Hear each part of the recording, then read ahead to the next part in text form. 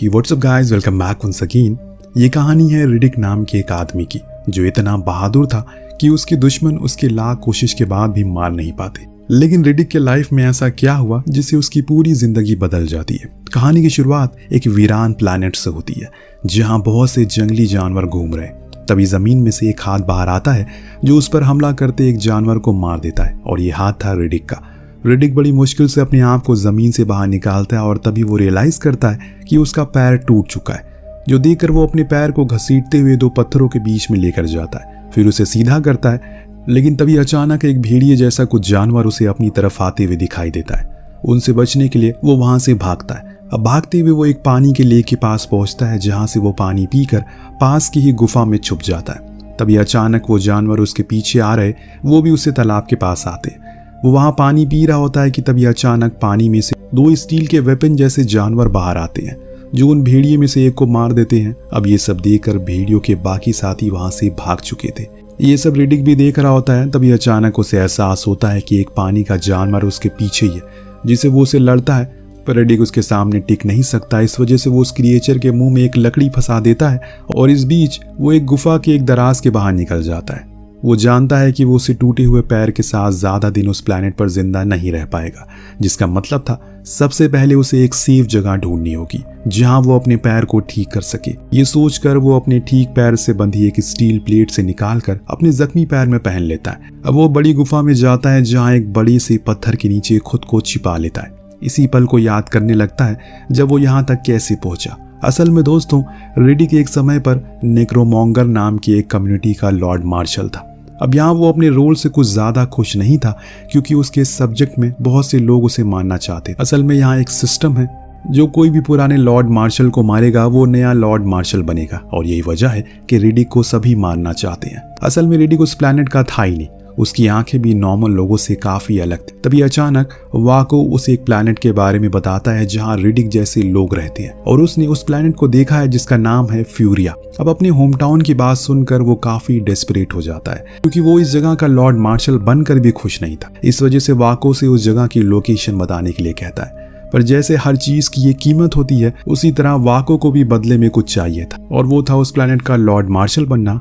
अब क्योंकि रिडिक को लॉर्ड बनने में कोई दिलचस्पी नहीं थी, इस वजह से खुशी खुशी वो वाको को वहां का लॉर्ड बना देता है और उस प्लैनेट को ढूंढने के लिए कहता है, जिसके लिए वो क्रोन नाम के एक सिपाही और कुछ लोगों के साथ निकल पड़ता है। जब वो वहां पहुंचता है तो रिडिक को समझ आ जाता है कि वो प्लांटेड फ्यूरिया नहीं है और तभी अचानक क्रोन और उसके साथ आए लोग उन पर हमला करने लगते हैं। पर रिडिक पहले से तैयार था क्योंकि वो जानता था कि यहाँ क्या चीजें हो सकती है। वो सभी सिपाहियों को मार देता है कि तभी क्रोन वहां के पहाड़ पर हमला करता है जिससे कि वो नीचे गिर जाता है और इस तरह वो पहुंचा इस प्लैनेट पर, इस अनजान प्लैनेट पर।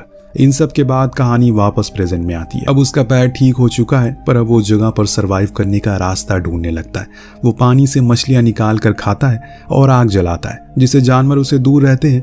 तभी अचानक एक दिन उन्हें उस भेड़ियों का बच्चा दिख जो कि मर रहा होता है, जो देखकर वो उसे बचा लेता है और अपनी गुफा में लाकर पालने लगता है। पहाड़ से रिडिक देखता है कि उन पहाड़ों के दूसरी तरफ भी एक दुनिया है जहां नॉर्मल लाइफ आराम से काटी जा सकती है, पर सबसे बड़ी दिक्कत थी उस तालाब में रहते वो स्टील के मॉन्स्टर, क्योंकि बिना उन्हें पार किए वो आगे नहीं जा सकता। इस वजह से एक दिन वो उस पॉन्ड के पास जाता है और उन क्रिएचर के एक छोटे बच्चे को पकड़कर उसके पॉइजन को इकट्ठा कर लेता है। इसके बाद वो थोड़ी मात्रा में उस पॉइजन को उस भेड़िए के बच्चे में इंजेक्ट करता है जिससे कि वो बच्चा बेहोश हो जाता है, लेकिन कुछ ही देर में वो वापस जाग जाता है, जो देखकर अब रिडिक खुद की बॉडी में भी उस पॉइजन को इंजेक्ट करने लगता है।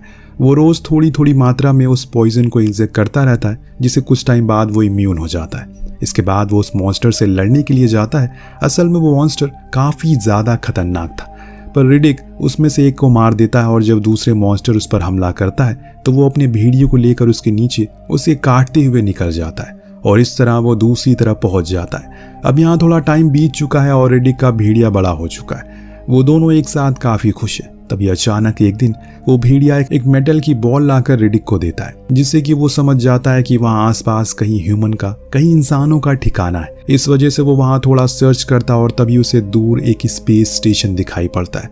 उस स्टेशन में वो देखता है कि उसे बहुत से पैम्फलेट रखे हुए जिसमें उसके सर पर एक बहुत बड़ा इनाम है और उसे एक क्रिमिनल बताया जा रहा है। इन सब के बाद वो बाहर आता है और खाना खाने लगता है। तभी अचानक वहां बादल आने लगता है जिसे देखकर उसका भेड़िया थोड़ा सा घबरा जाता है, पर रिडिक उसे कहता है कि वो डरे नहीं क्योंकि ये एक अच्छी बात है।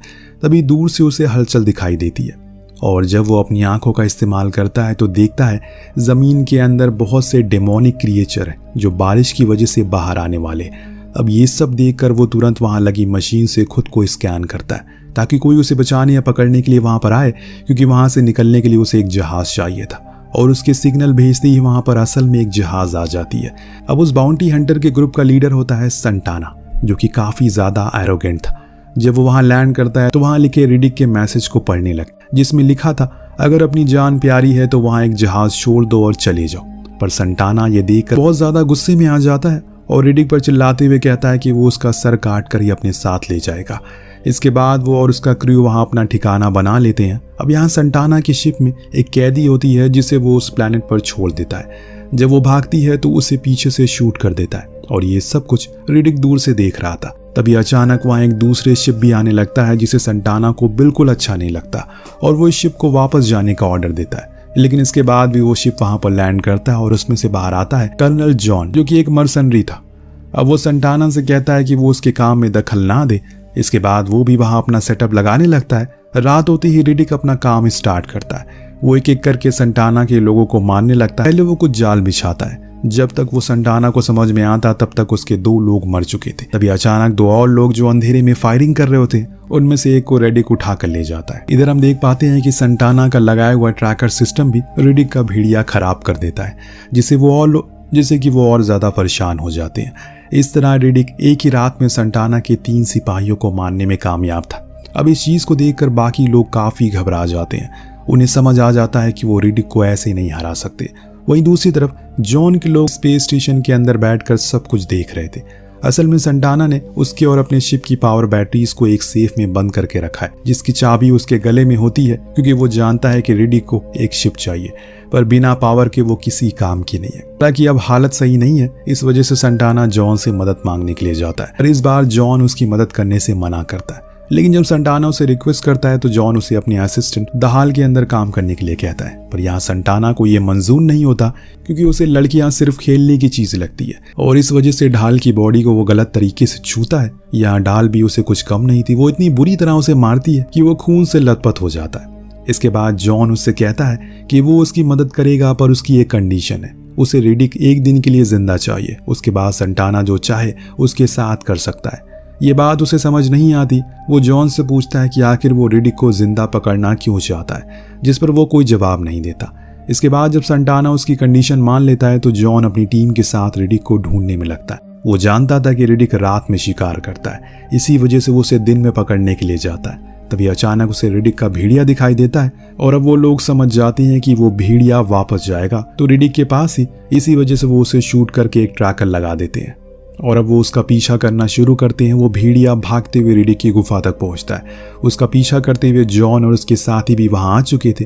वो उस गुफा को अच्छे से देखते हैं और तभी उन्हें रिडिक पीछे खड़ा मिलता है। वो उस पर गोलियां चलाने लगता है, पर असल में वो संटाना का मरा हुआ एक आदमी होता है, जिससे जॉन को समझ में आ जाता है रिडिक वहां नहीं है और ये उसकी चाल है उन्हें वहां पर फंसा कर रखने की। और होता भी असल में ऐसा ही है। वहीं दूसरी तरफ ढाल वॉशरूम में नहा रही होती है और तभी वो उसे छुप कर देख रहा होता है। जहां पहले उसे लगता है कि वो रिडिक है, पर असल में वो रिडिक नहीं बल्कि संटाना होता है, जो एक बार फिर उसे परेशान करने की कोशिश करता है। अब जब जॉन और उसके साथी वापस वहां पहुंचते हैं तो वहां बहुत सा खून गिरा था और उनका सभी सिस्टम टूट चुका था, पर उस वक्त उनमें से कोई भी मरा नहीं होता है और वो खून असल में संटाना का था, जिसे ढाल ने पूरी तरह पीटा था। पर तभी वो लोग देखते हैं कि जिस तिजोरी में पावर बैटरीज रखी है उसके ऊपर फेयर ट्रेड लिखा हुआ है। अब ये सब देखकर जॉन को लगता है ये तो रिडिक ने वो पावर बैटरीज चुरा ली है या फिर उसने उनमें एक टाइम बॉम्ब लगा दिया है। ये सब सुनकर सभी लोग घबरा जाते हैं और पीछे हट जाते हैं। लेकिन क्योंकि तिजोरी का खोलना जरूरी था, इस वजह से संटाना को उसे खोलना पड़ता है। पर तभी वो ढाल से ऐसा करने के लिए कहता है, जिसे उन दोनों टीम में आपस में बहस छिड़ जाती है। पर इन द एंड संटाना को ही उसे खोलना पड़ता है और जब वो उसे खोलता है तो दोनों बैटरीज उस वक्त वहीं होती है, जो देखकर सभी के मन में शांति आती है। लेकिन ये सब कुछ रिडिक ऊपर से देख रहा था। इन सब के बाद अब वो लोग उस तिजोरी को वापस लॉक नहीं करते और अपने काम करने लगते हैं। तभी अचानक जॉन के एक आदमी को लगता है कि तिजोरी के पास कोई है, इस वजह से वो वहां जाता है। लेकिन इसी वक्त रेडिक उसे पकड़ लेता है और उसे पूछता है कि क्या बाकी के लोग उसे डरते हैं, जिस पर वो कहता है कि हाँ, सभी लोग उससे काफी डरते हैं। जिसके बाद जॉन का एक दूसरा आदमी वहां आता है और तब तक रिडिक वहां पर पावर बैटरीज को चुरा लेता है। और जब ये बात बाकी के लोगों को पता चलती है, लेकिन अब जो कि तूफान तेजी से इनकी तरफ आ रहा है, इस वजह से रेडिक जॉन से मिलने के लिए आता है। वो उनके सामने आकर एक एक करके अपने सारे हथियार फेंक देता है और ये देखकर जॉन भी अपने सारे हथियार फेंक कर उसे मिलने के लिए आता है। रिडिक कहता है कि वो उन्हें उनकी पावर बैटरीज दे देगा, पर उसकी शर्त है कि एक पावर बैटरी और एक जहाज उसे चाहिए। अब ये सौदा संटाना को बिल्कुल अच्छा नहीं लगा, जिसे रिडिक उससे पूछता है कि वो उसके लिए बॉक्स लाया था ना। पर यहाँ संटाना पहले से ही काफी डरा हुआ, इस वजह से वो उसके सामने कुछ भी बोल नहीं पाता। वहीं स्पेस स्टेशन से ढाल रिडिक के ऊपर निशाना लगाए हुए होती है और वो बस जॉन के ऑर्डर का इंतजार कर रही थी। इसके बाद रिडिक जॉन को सोचने के लिए रात तक का समय देता है। वो दोनों वहां से जाने लगते हैं, पर तभी संटाना रिडिक पर हमला करने की कोशिश करता है, लेकिन सही समय पर रिडिक का भेड़िया वहां आता है और उसे काटने लगता है। अब ये देखकर रिडिक अपने दोस्त को बचाने की कोशिश करता है, लेकिन तब तक ढाल उस पर ट्रैंक्विलाइजर से हमला कर देती है।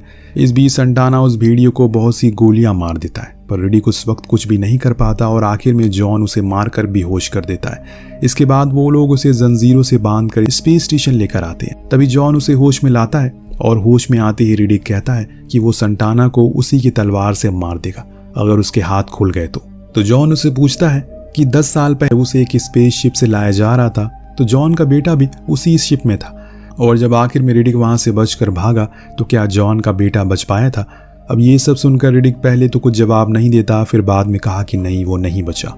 ये सुनकर जॉन को लगता है कि वो रिडिक की वजह से मरा होगा, लेकिन तभी उसकी नजर ढाल पर पड़ती है। वो उसे फ्लर्ट करने लगता है और ढाल को भी वो अच्छा लग रहा था, पर तभी संटाना को गुस्सा आने लगता है और वो जॉन को उसे मार देने के लिए कहता है। इसके बाद जॉन भी ऐसा करने के लिए उसे परमिशन दे देता है।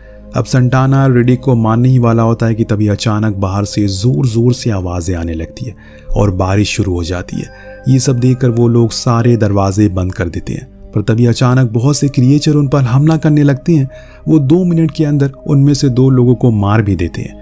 ये देखकर रिडिक जोर जोर से हंसने लगता है। इसके बाद वो कहता है कि अगले 60 सेकंड में अगर उन लोगों ने उसे नहीं खोला तो वो क्रिएचर उन सभी को मार देगा। वो जॉन से सौदा करता है कि वो पावर बैटरीज उन्हें वापस कर देगा अगर वो उसे एक शिप दे दे, और उस वक्त जॉन उस सौदे को मान लेता है। उसकी चैन खोलने लगता है, लेकिन तभी संटाना अपनी तलवार जॉन के ऊपर रख देता है। डियाज ढाल को पकड़ लेता है, पर उस वक्त तक जॉन रिडिक के एक पैर खोल चुका था, जिसे अब संटाना उसे मारने के लिए आता है तो रिडिक उसे तेजी से पीछे धक्का दे देता है, फिर उसी तलवार से उसके सर के 2 टुकड़े कर देता है, जिससे सभी को रिडिक पर भरोसा हो जाता है। अब वो जॉन के साथ उन पावर बैटरीज को लेने के लिए कुछ इलेक्ट्रिक बाइक पर निकलता है, लेकिन रास्ते के लिए वो लोग उसे कोई हथियार नहीं देते। तभी अचानक एक छोटा क्रिएचर संटाना के एक आदमी को काट लेता है, जिससे उसकी उसी वक्त मौत हो जाती है। ये सब देखकर सब लोग काफी डर जाते हैं। अब रास्ते में रिडिक हीरो की तरह बाइक चला रहा होता है, जबकि बाकी लोग उसका पीछा कर रहे थे। लेकिन तभी अचानक जॉन की बाइक से एक पत्थर टकराता है और वो गिर जाता है, पर उस वक्त रिडिक रुककर अपनी बाइक पर उसे बिठाता है, जिसके बाद वो लोग उस लोकेशन पर पहुंच जाते हैं जहां पावर बैटरीज थी। यहाँ रिडिक जॉन को बताता है कि उसके बेटे को ड्रग की लत लग चुकी है। वो खुद को बचाने के लिए एक बच्चे को मारना चाहता था। ये सब सुनकर जॉन को काफी गुस्सा आता है, क्योंकि उसकी इस बात पर वो भरोसा नहीं हो रहा था, पर रिडिक के पास झूठ बोलने की कोई वजह नहीं थी। तभी अचानक से डियाज आकर जॉन पर हमला करने लगता है, जो देखकर रिडिक उसे बचाने के लिए आता है और उन दोनों के बीच एक लड़ाई हो जाती है। डियाज काफी ताकतवर था, लेकिन रिडिक भी कुछ कम नहीं था। वो कुछ ही देर में उसे मार देता है और इस बीच उनकी दोनों बाइक खराब हो जाती है, जिसका मतलब था अब उन्हें पैदल इस शिप तक वापस जाना होगा, पर रास्ते में बहुत से वाटर बीस्ट। इसका मतलब था ये सफर अब बहुत ही खतरनाक होने वाला है। इसके बाद जॉन और रिडिक दोनों ही उस वाटर बीस्ट से लड़ने लगते हैं, लेकिन तभी एक बीस्ट रिडिक की बॉडी में एक बड़ा सा घाव कर देता है, जिससे उसका बड़ा सा दांत रिडिक की बॉडी में घुस जाता है। इन सब की वजह से रिडिक वहीं गिर जाता है। इस मौके पर जॉन उसे पावर बैटरीज लेकर वहां से भाग निकलता है। अब कुछ देर बाद जब वो उठता है और पहाड़ पर पड़े कुछ लावा ब्लॉक से अपने जख्म को जलाता है, कि तभी वो देखता है कि पहाड़ पर अब बहुत सारे वाटर बीस्ट आ रहे हैं, जिनकी चमकती आंखें देखकर वो पहाड़ के ऊपर चढ़ने की कोशिश करता है। तेज बारिश में वो उन बीस्ट से लड़ता हुआ पहाड़ पर चढ़ रहा था और इस बीच उसे एक बीस्ट खाने ही वाला होता है, कि तभी कहीं से उन बीस्ट पर कोई शूटिंग करने लगता है।